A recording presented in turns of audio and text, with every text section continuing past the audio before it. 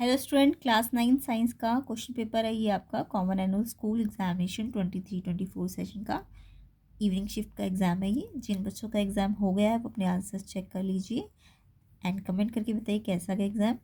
इसके अलावा जिन बच्चों का अभी एग्ज़ाम हुआ नहीं है साइंस का वो इसे चेक कर सकते हैं, इसे प्रैक्टिस कर लीजिए अच्छी तरीके से। इसके अलावा प्लेलिस्ट सेक्शन को भी देख लेना, इंपॉर्टेंट क्वेश्चन है। तो चलिए इसके आंसर चेक कर लेते हैं। सेक्शन ए के क्वेश्चंस पे आते हैं। फर्स्ट क्वेश्चन है, during summer water kept in earthen pot becomes cool because of the phenomena. तो अर्दन पॉट्स में यानी मटके में रखते हैं हम पानी समर में, तो पानी ठंडा हो जाता है। इसका फिनोमिना कौन सा है? तो डी ऑप्शन है इसका आंसर, एवोपरेशन, क्योंकि एवोपरेशन क्या लाता है? कूलिंग इफेक्ट लाता है ना।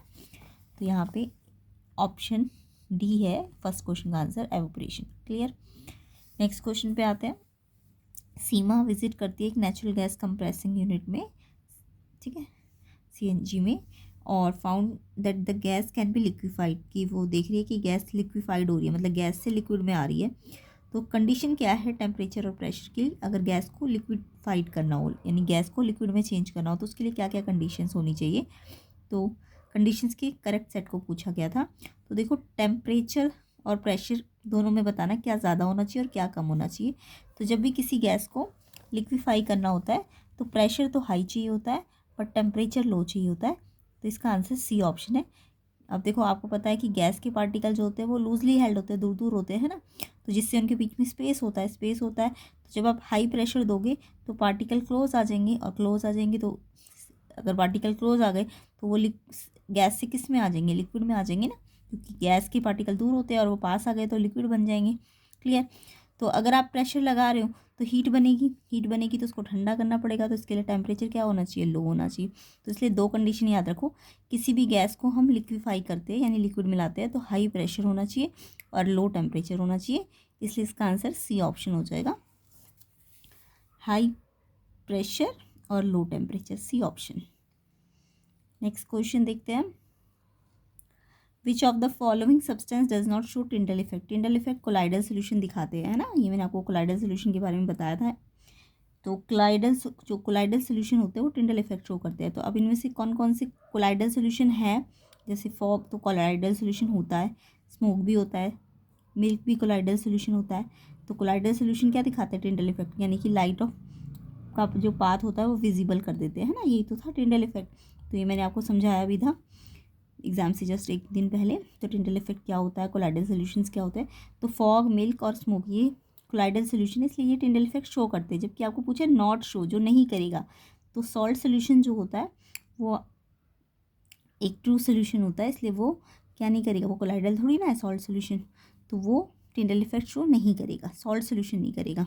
बाकी स्मोक, मिल्क, फॉग ये सब कोलाइडल सोल्यूशन है, कोलाइडल सोल्यूशन ही टिंडल इफेक्ट शो करते हैं।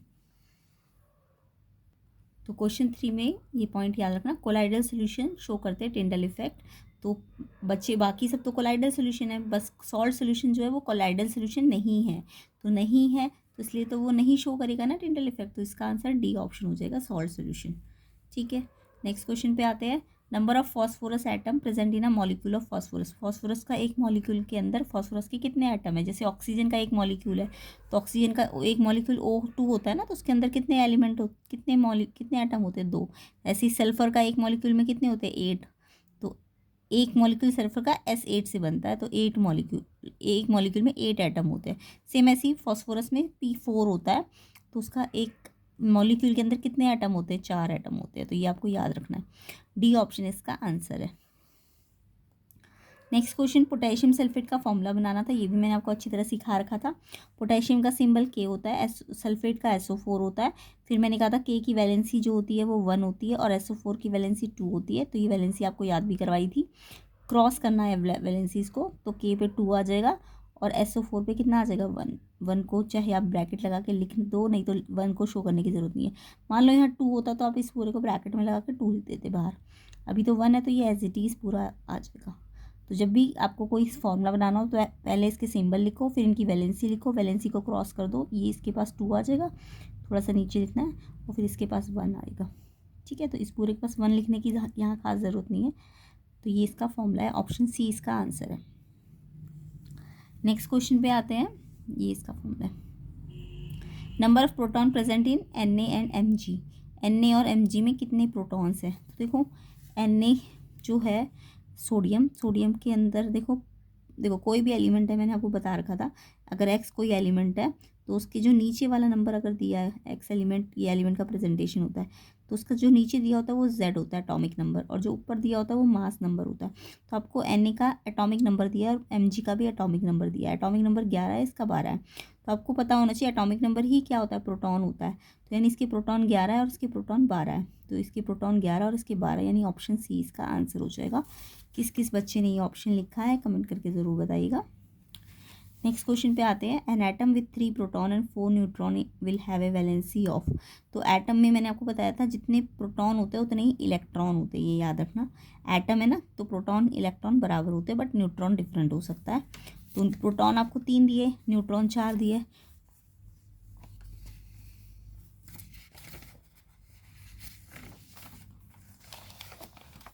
तो प्रोटॉन 3 दिए, न्यूट्रॉन 4 दिए, तो प्रोटॉन जो होता है वो एटॉमिक नंबर के बराबर होता है।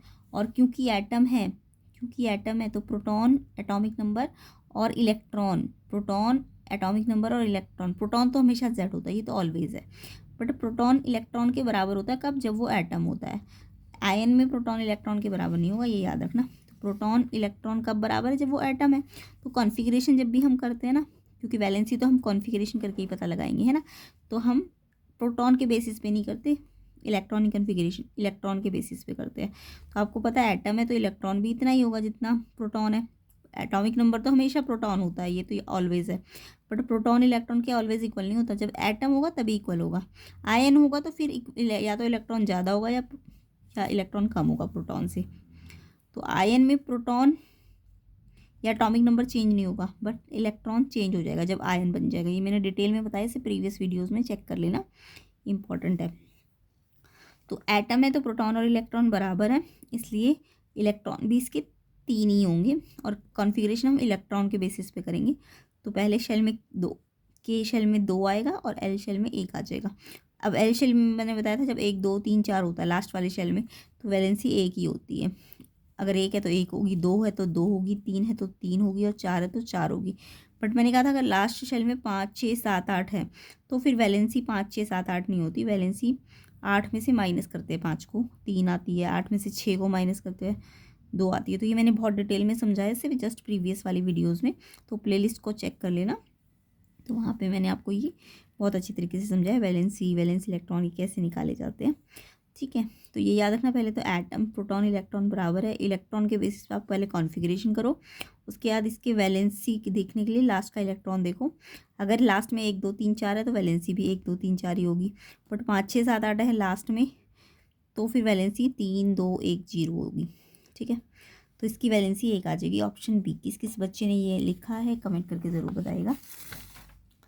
तो इस तरीके से अभी हमारे 7 क्वेश्चन हो गए, हिंदी में जल्दी से डिस्कस कर लेते हैं इनको। ग्रीष्म ऋतु में मिट्टी के बर्तन में रखा पानी किसके कारण ठंडा हो जाता है? इसका आंसर है वाष्पीकरण, डी ऑप्शन। सीमा ने प्राकृतिक गैस कंप्रेसिंग इकाई का दौरा किया, तो परिस्थितियाँ पूछी गई है कि गैस को मतलब गैस से तरल लाना है, तरल मतलब पानी लिक्विड फॉर्म में लाना है, तो उसे क्या करना चाहिए, तापमान और दबाव का, तो उसको दबाव तो उच्च रखना पड़ेगा और तापमान निम्न, तो सी ऑप्शन है इसका आंसर। तो अगर गैस को तरल अवस्था में लाना है तो तापमान तो कम होना चाहिए और दाब ज़्यादा होना चाहिए, यानी प्रेशर ज़्यादा होना चाहिए। कौन सा पदार्थ टिंडल इफेक्ट शो नहीं करता? तो टिंडल इफेक्ट आपके जो कोलाइडल सोल्यूशन होते हैं वो नहीं करते, मतलब वो करते हैं टिंडल इफेक्ट शो। तो यहाँ पे जो कोलाइडल नहीं होगा वो टिंडल प्रभाव प्रदर्शित नहीं करेगा। तो नमक का विलयन जो है वो कोलाइडल नहीं है, इसलिए वो क्या नहीं करेगा, टिंडल प्रभाव नहीं शो करेगा। तो डी ऑप्शन है इसका आंसर। जो लगा है वो सही नहीं है सारी, ये मैं जो आंसर बता रही हूँ वो है आंसर, नमक का विलयन। फॉस्फोरस के एक अणु में फॉस्फोरस के कितने परमाणु होते हैं? तो फॉस्फोरस का मैंने सिंबल बताया P4, तो 4 होते हैं इसके अंदर, तो इसका आंसर डी ऑप्शन हो जाएगा। तो जितने सही लगे हुए हैं वो सारे ठीक नहीं है, ये याद रखना, डी है इसका आंसर। पोटेशियम सल्फेट का फॉर्मूला ये भी मैंने आपको बनाना सिखाया था, पोटेशियम सल्फेट वैलेंसी क्रॉस, तो ये सी ऑप्शन आ जाएगा इसका आंसर, तो सी ऑप्शन ठीक है। Na और Mg में प्रोटॉन एटॉमिक नंबर के बराबर है और एटॉमिक नंबर नीचे दिया होता है, तो 11 और 12, सी ऑप्शन है इसका आंसर। 3 प्रोटॉन 4 न्यूट्रॉन की परमाणु की संयोजकता। तो 3 प्रोटॉन का मतलब अगर परमाणु है तो प्रोटॉन एटॉमिक नंबर और इलेक्ट्रॉन तीनों बराबर होते हैं, तो इलेक्ट्रॉन भी 3 ही होगा। तो कन्फिग्रेशन इलेक्ट्रॉन पे कर दो 2 और 1, तो 1 इसकी वैलेंसी आ जाएगी, संयोजकता 1 आ जाएगी। ठीक है, तो इसका आंसर 1 होगा, बी ऑप्शन। नेक्स्ट पार्ट पे आते हैं, क्वेश्चन नंबर 8 पे। तो क्वेश्चन नंबर 8 है आपका, which cell organelle has its own DNA. किस सेल ऑर्गेनेल का अपना खुद का डीएनए होता है? तो इसका आंसर है माइटोकॉन्ड्रिया। इसके अलावा एक और मैंने बताया था जिसका अपना डीएनए और अपना राइबोसोम होता है। माइटोकॉन्ड्रिया के साथ प्लास्टिड्स याद रखना, क्लोरोप्लास्ट। ठीक है, तो माइटोकॉन्ड्रिया ही है यहाँ पे ऑप्शन में, तो माइटोकॉन्ड्रिया इसका आंसर होगा। अपना खुद का डीएनए होता है, अपना खुद के राइबोसोम होते हैं। तो माइटोकॉन्ड्रिया भी होता है, क्लोरोप्लास्ट भी होता है। क्लोरोप्लास्ट को हम प्लास्टिड कहते हैं। तो अगर प्लास्टिड भी होता ऑप्शन में तो वो भी आंसर ठीक था, बट माइटोकॉन्ड्रिया आंसर होगा इसका, B option. Next question, which type of muscular tissue found in heart. Heart में कौन से मस्कुलर टिश्यू पाए जाते हैं, ये भी मैंने आपको बता रखा था, कार्डियक मसल।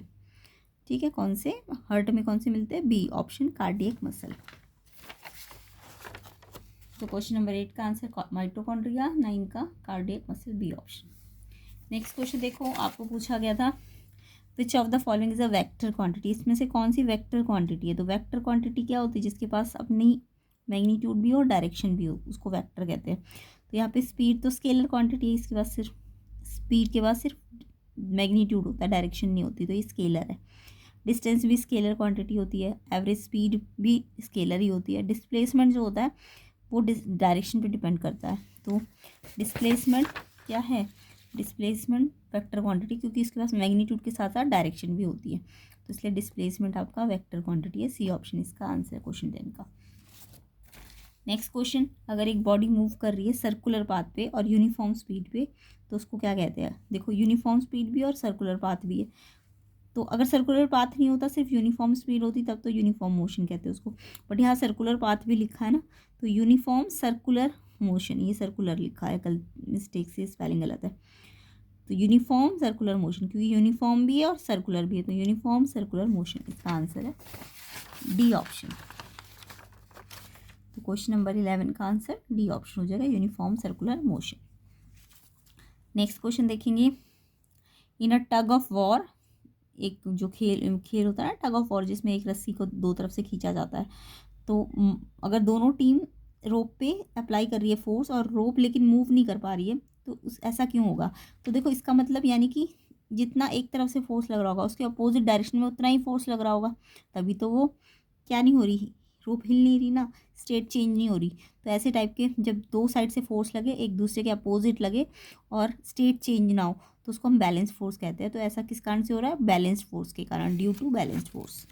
तो बैलेंस फोर्स का मतलब, अगर मान लो ये सेंटर है, इधर से कुछ फोर्स लग रहा है और जितना फोर्स इधर से लग रहा है सेम उतना ही फोर्स उसके अपोजिट डायरेक्शन में लग रहा है, तो F1 F2 के अगर बराबर है, लेकिन F1 और F2 की जो डायरेक्शन है वो एक दूसरे के अपोजिट है, यानी F1 F2 के बराबर होता है बट नेगेटिव है, तो ये इस अगर ये +2 है, इस साइड +2 का फोर्स है और इस साइड -2 का फोर्स है इस साइड, तो इनको जब मैं जोड़ूंगी तो इसका नेट कितना आ जाएगा? 0। तो यानी कि जो बैलेंस फोर्स होते हैं इनका नेट फोर्स कितना आता है? 0। यानी कि अगर फोर्स कुछ है ही नहीं, नेट फोर्स, वैसे फोर्स लग रहा है, इंडिविजुअल फोर्स यहाँ पे भी लग रहा है 2, और जितना यहाँ लग रहा है उतना ही इसके अपोजिट लग रहा है, लेकिन नेट निकाल के ये 0 आ रहा है। तो जो बैलेंस फोर्स होते हैं उनका नेट कितना आता है? 0 फोर्स। तो 0 फोर्स है तो स्टेट चेंज नहीं होगी, जैसा है वहीं रहेगा, तो स्टेट चेंज नहीं हो रही ना, तो इसलिए ये किस कारण से हो रहा है? Due to balance force. तो बैलेंस फोर्स का मतलब भी आपको समझ आ गया होगा, ठीक है। तो ए ऑप्शन इसका आंसर हो जाएगा। SI यूनिट ऑफ मोमेंटम, अब मोमेंटम का आपको फॉर्मूला आना चाहिए, मास इनटू वेलोसिटी। ठीक है, मास इनटू वेलोसिटी। तो मास की यूनिट kg, वेलोसिटी की यूनिट क्या होती है? मीटर पर सेकंड। पर है तो ऊपर -1 लगाओ, या फिर आप ऐसे लिख सकते हो, इस -1 की जगह ऐसे अपॉन लगा दिया करो, तो kg मीटर पर सेकंड। तो या तो अगर ये अपॉन नहीं लगा तो -1 पावर लगाते हैं, या फिर m/s लिखते हैं, मीटर पर सेकंड, है ना। तो kg मीटर पर सेकंड इसकी यूनिट है मोमेंटम की, तो ऑप्शन ए इसका आंसर है। If mass of a body on earth is m then the mass on moon of इस ऑब्जेक्ट विल बी। अब आपने पढ़ा होगा कि मून में तो जो होता है ना वो 1/6 हो जाता है, ऐसा कुछ पढ़ा होगा है ना। लेकिन देखो ध्यान से देखो, ये मास है, वेट नहीं है। अगर ये वेट होता तब तो 1/6 हो जाता मून में, बट यहाँ पे यानी अगर ये मास की जगह वेट लिखा होता ना तब तो m/6 हो जाता। मून में कितना हो जाता 1/6 ऑफ अर्थ, बट ये मास है। अब आपको पता है ना मास और वेट में डिफरेंस होता है। मास जो होता है वो चेंज नहीं होता, कहीं भी चले जाओ मास वैसा ही रहेगा, वो ग्रेविटी पे डिपेंड नहीं करता। जबकि जो वेट है ना वो ग्रेविटी पे डिपेंड करता है। वेट का फॉर्मूला आपको मैंने बताया अभी था, वेट होता है mg, तो यहाँ पे g पे डिपेंड करता है। तो वेट तो चेंज हो जाता है अलग अलग जगह पे। जैसे अर्थ पे अगर वेट तुम्हारा w है, अर्थ पे वेट कितना है w है, तो मून पे कितना हो जाएगा उसका 1/6, w का 1/6, ठीक है। जितना भी अर्थ पे होगा उसका 1/6 हो जाएगा। लेकिन यहाँ पे क्योंकि मास है तो मास तो डिपेंड नहीं करता ग्रेविटी पे, ग्रेविटी पे डिपेंड नहीं करेगा, तो यानी वो हर जगह पे सेम रहेगा। तो इसलिए अगर मून पे जितना मास है तो उतना ही अर्थ पे होगा। अर्थ पे कितना था m था, तो मून पे भी m मास ही रहेगा। तो इसलिए इसका आंसर ऑप्शन सी है। अगर हाँ वेट होता तो 1/6 हो जाता पुराने वाले का, ठीक है। तो यानी कि अभी तो मास है तो मास तो चेंज नहीं होता, तो मास तो हर जगह पे सेम है, तो m ही आएगा इसका आंसर ऑप्शन सी। किस किस बच्चे ने ये आंसर लिखा है कमेंट करके ज़रूर बताइएगा। आगे देखते हैं, इसकी हिंदी में देख लेते हैं पहले। किस कोशिकांग के पास अपना डीएनए होता है, माइटोकॉन्ड्रिया। हृदय में कौन सी पेशी युद्ध तक पाई जाती है, कार्डियक पेशी, बी ऑप्शन। कौन सदिश राशि है, सदिश मतलब वेक्टर क्वांटिटी, तो विस्थापन, सी ऑप्शन है इसका आंसर। जो लगे है वो सारे सही नहीं है, सी ऑप्शन है इसका आंसर। अगर कोई वस्तु किसी वृत्तीय पथ पर एक समान गति से चलती है, तो अगर वृत्तीय पथ है और एक समान गति है तो उसको एक समान वृत्तीय गति कहते हैं, डी ऑप्शन। अगर वृत्तीय गति नहीं होता ना तब तो आप एक समान गति बोलते, बट वृत्तीय भी लिखा और एक समान भी, तो ये आंसर आएगा इसका। रस्साकसी में अगर दोनों टीमें रस्सी पर बल लगाती है लेकिन रस्सी किसी भी तरफ नहीं चलती है, तो ऐसा क्यों होता है, क्योंकि संतुलित बल लग रहा होता है, ए ऑप्शन। संवेग का मात्रक kg मीटर पर सेकंड। यदि किसी वस्तु का द्रव्यमान पृथ्वी पर m है तो उसी वस्तु का द्रव्यमान चंद्रमा पर कितना होगा। तो द्रव्यमान कहीं भी चेंज नहीं होता, तो जितना पृथ्वी पे होगा उतना ही चंद्रमा पे भी होगा m। हाँ अगर ये m की जगह वेट होता तब वेट 1/6 हो जाता, तब आंसर वेट w/6 होता। बट अभी तो ये द्रव्यमान है, तो द्रव्यमान m पृथ्वी पे है तो अर्थ पे मून पे भी उतना ही होगा, m होगा। सी ऑप्शन इसका आंसर है।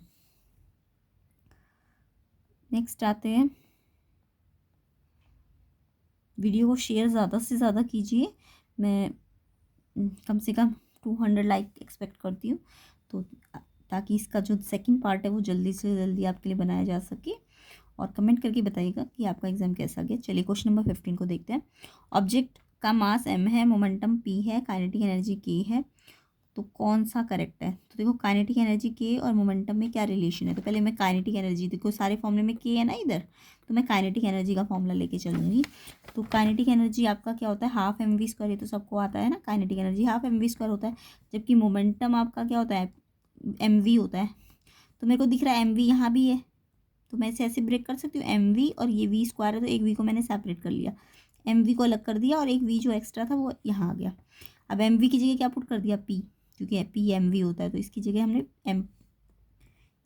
p पुट किया और ये एज इट इज़। तो ये वाला ऑप्शन कहीं पे है, k = pv/2, बी ऑप्शन है इसका आंसर, ठीक है। k यहाँ p क्यों नहीं निकाला हमने, p से भी तो कर सकते थे इसको, यहाँ p रख के यहाँ p का फॉर्मूला लेके हम k की फॉर्म में ले आते, तो क्योंकि सारे क्वेश्चन में k आ गए है तो इसलिए हमने k का फॉर्मूला लेके चले गए। तो ऑप्शन बी इसका आंसर हो जाएगा, ठीक है, half pv। If the speed of an object double कर दी जाए तो उसकी काइनेटिक एनर्जी डबल होगी कि इसकी काइनेटिक एनर्जी 4 टाइम्स होगी, कि पोटेंशियल एनर्जी डबल होगी कि पोटेंशियल एनर्जी 4 टाइम्स होगी। तो आपने law of conservation of energy पढ़ा होगा, काइनेटिक एनर्जी अगर बढ़ रही है तो पोटेंशियल एनर्जी घटती चली जाती है, और पोटेंशियल एनर्जी बढ़ रही होती है तो काइनेटिक एनर्जी घटते हुए चली जाती है, यानी कि एक दूसरे में कन्वर्ट होती है एनर्जी, एक बढ़ेगी तो दूसरी घटती है। तो अगर तुमने स्पीड को डबल किया है तो स्पीड से रिलेटेड कौन सी एनर्जी होती है, काइनेटिक एनर्जी होती है ना। काइनेटिक एनर्जी की तो वेलोसिटी पे डिपेंड करती है, हाफ mv²। पोटेंशियल एनर्जी तो शेप के कारण जो एनर्जी होती है, हाइट के कारण जो एनर्जी होती है उसे पोटेंशियल कहते हैं। तो काइनेटिक एनर्जी चेंज होगी क्योंकि स्पीड को बड़ा चेंज कर रहे हो तो काइनेटिक एनर्जी चेंज होती है। तो काइनेटिक एनर्जी का फॉर्मूला आपको पता है, हाफ एम वी स्क्वायर होता है। अब आप न्यू वाली काइनेटिक एनर्जी निकालो जिसमें आपने वी को वेलोसिटी को डबल कर दिया, तो यहाँ पे वी की जगह डबल वी लिख दो और स्क्वायर तो एज इट इज़ लग जाएगा। अब ये देखो 2 2 जा 4, ये 4 जो है एक्स्ट्रा नंबर आ गया, बाकी सारा फॉर्मूला तो वो ये हाफ एम वी स्क्वायर, सिर्फ ये जो 2 2 जा 4 है इसको मैंने सेपरेट कर लिया और ये पूरा फॉर्मूला एज इट इज़ बना दिया। तो ये पूरा फॉर्मूला के, ये पुराने वाला के का था, तो जो नया के है वो पुराने वाले के का 4 टाइम्स हो जाएगा। देखो ये सारा तो पुराने वाला के है ना, तो कितना टाइम्स हो गया, 4 एक्स्ट्रा आया ना, 2 2 जा 4, तो 4 टाइम्स हो जाएगा। क्योंकि वी पे स्क्वायर है तो अगर इसे डबल करो तो ये डबल नहीं होगी, इसका डबल का स्क्वायर यानी 4 टाइम्स हो जाएगा। समझ आया? तो 4 टाइम्स ऑप्शन बी आंसर हो जाएगा इसका। तो अगर स्पीड बढ़ाते हो डबल करते हो तो काइनेटिक एनर्जी डबल नहीं 4 टाइम्स हो जाएगी, बी ऑप्शन। एजर्शन रीजन पे आते हैं। मास can neither be created not destroyed in a chemical reaction, ये आपने पढ़ा होगा, law of conservation of mass कहते हैं इसको, कि मास ना तो क्रिएट होगा ना डिस्ट्रॉय होगा ये केमिकल रिएक्शन में। तो एजर्शन बिल्कुल ठीक है। रीजन कहता है atomic mass measured in mg, milligram में कोई एटॉमिक मास मेजर करते हैं? नो, ये तो AMU में मेजर करते हैं, इसकी जो एटॉमिक मास की यूनिट होती है AMU होती है। तो ये रीजन गलत है, एजर्शन सही है, रीजन गलत है। एजर्शन सही है, रीजन गलत है, सी ऑप्शन इसका आंसर आ जाएगा 17 का। नेक्स्ट देखते हैं, फ्लैक्सिबिलिटी प्लांट्स में स्क्लेरेंकाइमा के कारण होती है। तो देखो स्क्लेरेंकाइमा के कारण नहीं होती फ्लैक्सिबिलिटी, तो कॉलेनकाइमा के कारण होती है, तो ये एजर्शन गलत है आपका। और makes the plant hard and stiff, क्या स्क्लेरेंकाइमा से प्लांट हार्ड और स्टिफ होता है? यस, ये ठीक है। तो रीज़न ठीक है बट एजर्शन गलत है, क्योंकि जो फ्लैक्सिबिलिटी होती है वो कोलेनकाइमा की होती है, तो स्क्लेरेंकाइमा की नहीं होती है, तो इसलिए एजर्शन गलत है। बट स्क्लेरेंकाइमा प्लांट को हार्ड और स्टिफ करता है, ये ठीक है आपका। तो एजर्शन गलत है, रीज़न ठीक है, तो इसका आंसर डी ऑप्शन हो जाएगा। 19 देखते हैं, balance forces do not cause any change of state of on object. तो अभी मैंने थोड़ी देर पहले आपको बताया था कि बैलेंस फोर्स जो होते हैं ना, जब हम एक फोर्स तो इस साइड लगाते हैं और एक उसके अपोजिट डायरेक्शन में लगाते हैं, जितना अगर +2 का इधर है तो -2 का इधर उसके अपोजिट लगता है, यानी कि दोनों इक्वल फोर्सेज है बट अपोजिट डायरेक्शन में होते हैं। तो ये जब लगते हैं ना तो इनका जो नेट आता है, मैंने अभी थोड़ी देर पहले बताया था, ये 0 आता है। तो अगर ये 0 आ रहा है तो यानी कि ये स्टेट को चेंज नहीं कर रहे हैं। तो बैलेंस फोर्स क्या है? Equal forces act on opposite direction and net कितना आता है? 0 आता है। तो अगर 0 नेट है तो ये यानी कि स्टेट को चेंज नहीं कर रहे हैं, तो यानी ये कह रहा है does not state cause any change of state, कि ये चेंज ऑफ स्टेट को चेंज नहीं करते। तो यस ठीक कह रहे हैं, बैलेंस फोर्सेस चेंज नहीं करते ना स्टेट को, तो एजर्शन तो बिल्कुल ठीक कह रहे हैं। रीजन कह रहा है बैलेंस फोर्स अनइक्वल होते हैं। नो, इक्वल होते हैं, अनइक्वल थोड़ी ना होते। बैलेंस फोर्स तो जितना इधर लग रहा है उतना इधर लगता है, तो इक्वल होते हैं, अनइक्वल नहीं होते, इक्वल होते हैं और अपोजिट डायरेक्शन में होते हैं। तो यहाँ पे रीज़न गलत है। तो अगर यहाँ पे क्वेश्चन में ना अनइक्वल की जगह इक्वल लिखा होता तो ये एक्चुअल में एजर्शन भी ठीक होता, रीज़न भी ठीक होता और एक्सप्लेनेशन भी ठीक होता, तब इसका आंसर ए होता। बट अभी यहाँ पे अनइक्वल बोल दिया तो इसलिए अनइक्वल वाला सेंटेंस तो गलत हो जाएगा। बैलेंस फोर्सेस इक्वल फोर्सेस है और अपोजिट डायरेक्शन में होते हैं, तो रीज़न गलत है, तो इसलिए इसका आंसर डी ऑप्शन होगा। ठीक है, नेक्स्ट देखते हैं, weeds removal from cultivated field during the early stages of crop growth is essential for good harvest. तो जो वीड रिमूवल होता है, अगर किसी कल्टिवेटेड फील्ड से हम वीड्स को हटाते हैं, अनवांटेड प्लांट्स को, तो अर्ली स्टेजेस में ही हटा दें अगर हम, तो अच्छी हार्वेस्ट हो सकती है, अच्छी फसल हो सकती है। यस ट्रू, एजर्शन ठीक है आपका। तो एजर्शन ठीक है आपका। रीज़न देखते हैं, जेंथियम एक वीड है, वीड मतलब अनवांटेड प्लांट, जेंथियम वीड है, यस ये भी ठीक है आपका। बट दोनों ठीक है, एक दूसरे का कनेक्शन मतलब उसका एक्सप्लेनेशन नहीं दिया गया। ठीक है, तो जेंथियम एक वीड है, यस ये ठीक है। तो इसलिए जब दोनोर ठीक होते हैं तो ऑप्शन बी इसका आंसर हो जाएगा। इसके अलावा कुछ वीड्स और भी है, एग्जाम्पल ऑफ वीड्स और भी है, तो याद कर लेना, लाइक पेरेंथियम, साइपरनीस वीड्स, ये सब वीड्स के नाम है। ठीक है, इसके अलावा जेंथियम तो है ही, तो वीड्स के नाम भी याद रखने हैं आपको। तो यहाँ पे हम इसको देख लेते हैं, क्वेश्चन 15, मास एम है, संवेग पी है, गतिज ऊर्जा की है, तो इसका आंसर बी ऑप्शन हो जाएगा, के = PV/2। चाल दुगनी होगी तो गतिज ऊर्जा 4 गुनी हो जाती है, बी ऑप्शन है इसका। एजर्शन रीजन अभी मैंने बता दिया आपको, रासायनिक अभिक्रिया में द्रव्यमान न ही सृजन होता है ना ही नष्ट, ये ठीक है, बट ये गलत है, mg में नहीं होता, AMU में होता है, तो एजर्शन सी, रीजन गलत। तो इसका आंसर मैंने अभी बताया था आपको, 17 का सी ऑप्शन हो जाएगा, 18 का आपका डी ऑप्शन हो जाएगा, 19 का डी ऑप्शन हो जाएगा और 20 का आंसर बी ऑप्शन हो जाएगा। नेक्स्ट सेक्शन बी को और करा देती हूँ, इसके बाद नेक्स्ट पार्ट में आपको सेक्शन सी और डी भी मिल जाएगा। तो वीडियो को ज़्यादा से ज़्यादा शेयर ज़रूर कीजिए ताकि मैं जल्दी से जल्दी इसका नेक्स्ट पार्ट भी कवर करूँ। एंड नए हो चैनल पे तो लाइक कर दीजिए, इस चैनल को सब्सक्राइब कर दीजिए। ठीक है, सेक्शन बी पे आते हैं। Classify the following as chemical और फिजिकल चेंज। इनमें से कौन सा केमिकल चेंज और कौन सा फिजिकल। तो जब भी कोई चीज़ बर्न होती है तो उसकी प्रॉपर्टी चेंज हो जाती है, अगर प्रॉपर्टी चेंज हो रही है तो केमिकल चेंज है। तो बर्निंग जो है किसी भी चीज़ का वो केमिकल चेंज होता है, क्योंकि प्रॉपर्टी चेंज हो जाती है, नए सब्सटेंसेस बन जाते हैं। Melting of ice, ice melt हुई तो वो पानी में आ जाएगी और पानी से दोबारा आइस भी तो बन सकती है। तो मेल्टिंग ऑफ आइस में कोई नए सब्सटेंस थोड़ी ना बन रहे, नो न्यू सब्सटेंसेस अगर नहीं बन रहे हैं तो यानी ये फिजिकल चेंज है। किसी भी चीज़ की मेल्टिंग हो, कटिंग हो, या फिर जब आप खींचते हो वायर को, है ना, ड्राइंग ए वायर, या फिर किसी चीज़ को कंप्रेस कर रहे हो, तो वो सब फिजिकल चेंज होते हैं। बट किसी चीज़ को बर्न कर रहे हो या फिर आप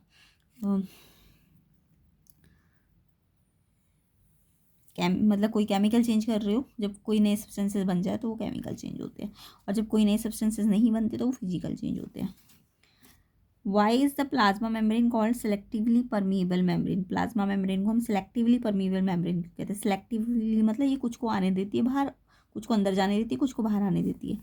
तो क्योंकि ये रेगुलेट करती है movement of substances in and out of the cell, यानी कि चाहे किसी को सेल के अंदर ही रखती है और किसी को चाहे तो बाहर भी निकाल सकती है। तो ये अपनी खुद सेलेक्ट करती है कि किसको इन करे, किसको आउट करे, मूवमेंट ऑफ सब्सटेंसेस को सेल में।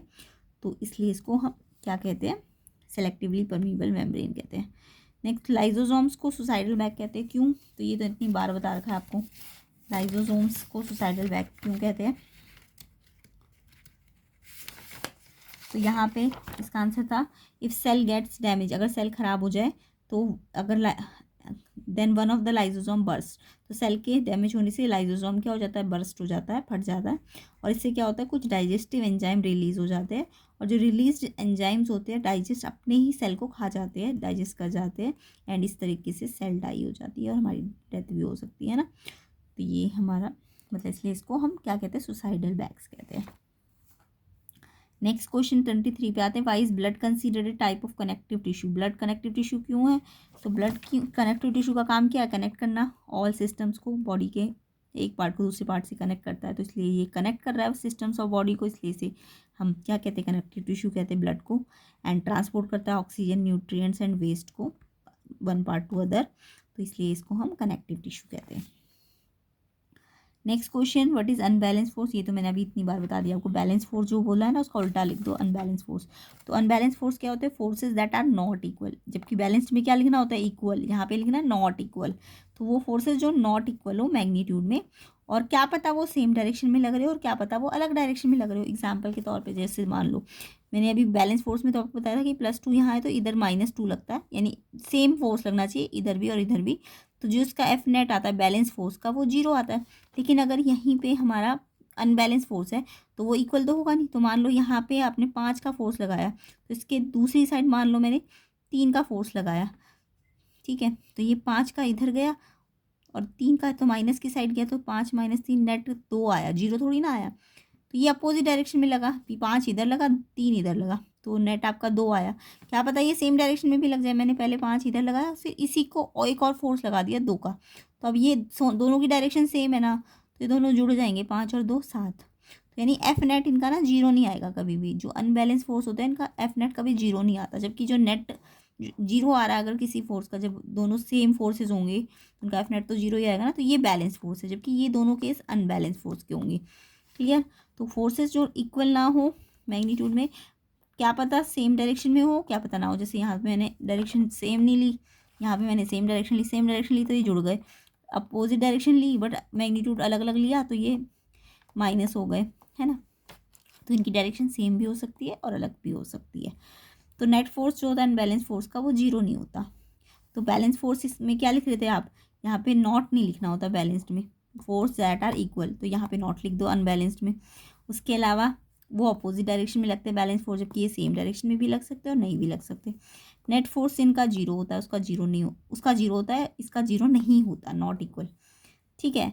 दे चेंज स्टेट, क्योंकि उसका 0 था एफ नेट तो वो स्टेट को चेंज कर नहीं करते थे, जबकि ये स्टेट को क्या कर रहे हैं, चेंज कर रहे हैं, एक्सीलरेशन ला रहे हैं, ठीक है। तो जस्ट बैलेंस फोर्स का आपको उल्टा लिखना है। अनबैलेंस फोर्स में। Next question number 25, which characteristic of A sound determine its loudness. Sound का कौन सा कैरेक्टरिस्टिक है जिससे लाउडनेस डिसाइड होगी और पिच डिसाइड होगी। तो कैरेक्टरिस्टिक 5 होते हैं किसी भी साउंड के, ये मैंने आपको सिखा रखा था। एक तो होता है साउंड की फ्रीक्वेंसी, एक होता है साउंड का एम्पलीट्यूड, एक होता है साउंड का वेवलेंथ, है ना, वेवलेंथ को लैम्डा से डिनोट करते हैं, वेवलेंथ। इसके अलावा साउंड के अंदर क्या होती है, साउंड के अंदर टाइम पीरियड होता है, उसका टाइम पीरियड, है ना। और एक इससे होती है साउंड की स्पीड, वेलोसिटी, वी। और वी और इसमें मैंने कुछ रिलेशन बताया, फ्रीक्वेंसी इंटू लैम्डा होता है वी। तो ये साउंड के करेक्टरिस्टिक होते हैं। तो इसमें से लाउडनेस कौन सा करेक्टरिस्टिक में आता है, एम्पलीट्यूड में। जितना ज़्यादा एम्पलीट्यूड होगा लाउडनेस उतनी ज़्यादा होती है। पिच जो होती है फ्रीक्वेंसी पे डिपेंड करती है, ठीक है। तो ये इसके करेक्टरिस्टिक की लाउडनेस किस पे डिपेंड करता है, पिच किस पे डिपेंड करती है। नेक्स्ट इसका चॉइस वाला क्वेश्चन देखो, sound produced by a thunderstorm is heard 5 second after the lightning is seen. ये आपने पढ़ा होगा कि लाइटनिंग जो होती है पहले आती है, साउंड बाद में आता है ना। नहीं, sound produce by thunderstorm is here 5 second after the lightning is seen. इस लाइट की स्पीड क्या होती है, साउंड से ज़्यादा होती है। तो पहले लाइट दिखती है फिर साउंड सुनाई देता है, यही तो होता है। तो इन्होंने बोला साउंड जो है 5 सेकेंड बाद सुनाई दिया लाइटनिंग के बाद। तो टाइम दिया साउंड का आपको 5 सेकेंड, और पूछा है कितना डिस्टेंस होगा थंडर क्लाउड का, मतलब कितनी डिस्टेंस पे होगा वो। स्पीड ऑफ साउंड आपको 340 मीटर पर सेकेंड दी है। तो यहाँ पे क्वेश्चन भी आ सकता है कि लाइटनिंग पहले क्यों दिखती है, साउंड पहले क्यों नहीं दिखता, साउंड बाद में दिखा सुनाई देता है। तो क्योंकि लाइट की स्पीड ज़्यादा होती है साउंड से, ठीक है। तो अभी फिलहाल तो न्यूमेरिकल है। तो टाइम आपको दिया है साउंड के थंडर का 5 सेकेंड, और स्पीड ऑफ साउंड आपको दे भी रखी है क्वेश्चन में 340 मीटर पर सेकेंड। तो स्पीड और टाइम दिया तो डिस्टेंस आप निकाल लो। डिस्टेंस क्या होता है, स्पीड इनटू टाइम। स्पीड का फॉर्मूला तो सबको आता है ना, स्पीड क्या होती है, डिस्टेंस अपॉन टाइम। तो डिस्टेंस निकालना है तो स्पीड इनटू टाइम। अब स्पीड आपको मीटर पर सेकेंड में दिया है तो कुछ चेंज करने की ज़रूरत नहीं है। टाइम भी सेकेंड में दिया है तो एसआई यूनिट में ही दिया है दोनों चीज़ें, तो एज इट इज़ रख दो। तो ये एसआई यूनिट में, डिस्टेंस आ जाएगी मीटर में। बट यहाँ 3 नंबर के बाद अगर मैं पॉइंट लगा दूँ, डिवाइड कर दूँ 1000 से, तो किलोमीटर में चेंज होगा। तो 1.7 किलोमीटर इसका आंसर हो जाएगा। किस किस बच्चे का ये आंसर आया कमेंट करके ज़रूर बताइएगा। Next, what are genetically modified crop. Genetically modified crop किसे कहते हैं। तो यहाँ पे प्लांट्स जिनका डीएनए मॉडिफाई किया जाता है जेनेटिक इंजीनियरिंग मेथड्स के थ्रू, और ये एग्रीकल्चर पर्पज़ में यूज़ होते हैं। एग्जाम्पल ब्रिंजल को, मस्टर्ड को हम जेनेटिकली मॉडिफाई करते हैं। ये किसके थ्रू करते हैं, जैसे हाइब्रिडाइजेशन के थ्रू। हाइब्रिडाइजेशन आपने पढ़ा होगा, है ना। तो जो मेथड्स होते हैं, वेजिटेटिव प्रोपोगेशन, इन सब के थ्रू क्या किया जाता है, डीएनए चेंज किया जाता है, मॉडिफाइड किया जाता है। तो इससे अलग अलग किस्में आती है ब्रिंजल की, मस्टर्ड की। तो इनको हम मॉडिफाइड, जेनेटिकली मॉडिफाइड क्रॉप कहते हैं। ओके, तो किस किस का कैसा गया एग्जाम, कितने आंसर ठीक है, सेक्शन ए में कितने ठीक है कमेंट करके मुझे ज़रूर बताइएगा। सेक्शन सी को हम, डी को नेक्स्ट पार्ट में कवर करेंगे। कम से कम 200 लाइक्स तो दीजिएगा, एंड वीडियो को ज़्यादा से ज़्यादा शेयर कीजिए ताकि मैं इसका नेक्स्ट पार्ट कवर करूँ। एंड वीडियो में नए हो तो चैनल को सब्सक्राइब कर लेना। तो ये पूरा क्वेश्चन पेपर आया था, जिनके एग्ज़ाम नहीं हुए वो उससे अच्छी तरह से प्रैक्टिस कीजिए।